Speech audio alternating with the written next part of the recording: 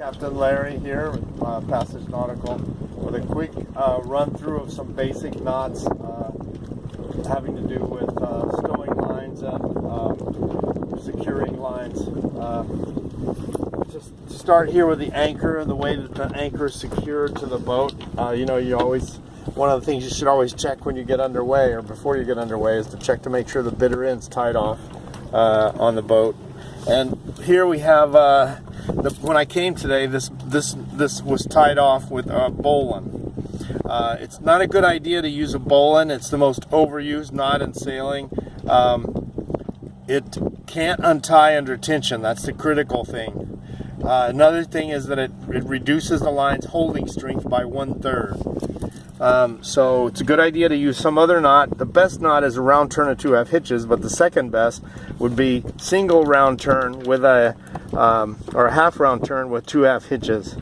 So that's what we got here. You can see if there was enough room on this eye here, this pad eye, we could take it another lap around and then do the 2/2 hitches, and that would secure it, the bitter end on the anchor line. Okay, let's take a quick look at another use of the round turn and 2/2 hitches. Stay right there. Here's where we're going right here. So right now I've just tied these off. They were tied around here with a clove hitch. One side, one pass on this side, one pass on the other.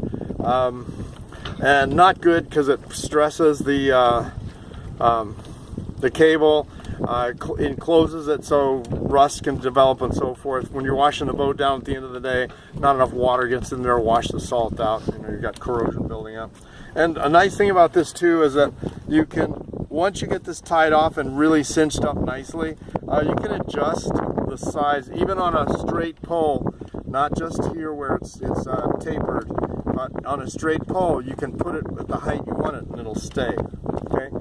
All right. So quick look over here.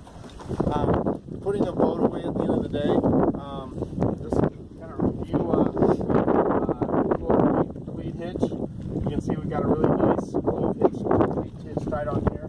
You can see this place here on where the line's chafed.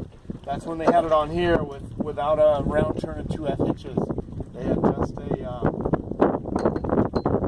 just had a line coming down, passing through here and back up to the cleat on the boat, and it bore this